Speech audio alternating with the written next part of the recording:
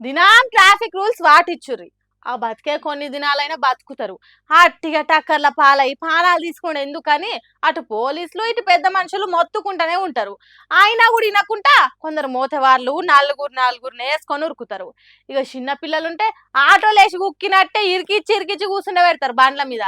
కానీ ఇప్పటి నుంచి గా పప్పులేముడికే ఆడ పిల్లల గురించి కొత్త రూల్ వచ్చేసిందిగా. చిన్న పిల్లలను బండి మీద వేసుకొని ట్రాఫిక్ రూల్స్ తప్పేటోళ్ళంతా ఈ ముచ్చట మంచిగా చెవిన పెట్టి నుండ్రి.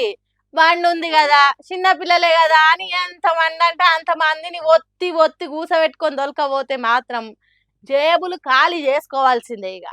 ఎందుకంటారా, చిన్న పిల్లల్ని దొరకపోతప్పుడు ట్రాఫిక్ రూల్స్ తప్పి బండ్ల మీద ఈ స్కూల్ బస్సులలో దొరకపోవాల్సిన దానికంటే ఎక్కువ మందిని తీసుకపోతే ఇప్పటి సంది డబల్ ఫైన్ వేస్తారట. పరిమితికి మించి దొరకపోతే రోడ్ల మీద టక్కరై అన్యాయంగా ప్రాణాలు పోయే కథ అవుతుందని కేంద్ర రవాణా శాఖ ఈ ఆలోచన చేసిందట. ఇప్పటిదాకా చెప్పే కాడికి చెప్పిర్రు. ఇంకా తొవ్వకొస్తలేరు కాబట్టి ఇదే కరెక్ట్ పద్ధతి అని కేంద్ర రవాణా శాఖ తీసుకున్న ఆలోచనను అందరూ మెచ్చుకుంటారు.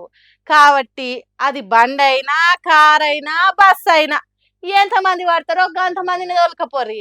అంతేగాని ఆరాటం కొద్దీ మరీ ముఖ్యంగా చిన్న పిల్లని దొరకబోయేటప్పుడు అజాగ్రత్త పాటిస్తే మాత్రం డబల్ ఫైన్ కట్టక తప్పది. ఏమంటున్నాం పైలమ్మలా?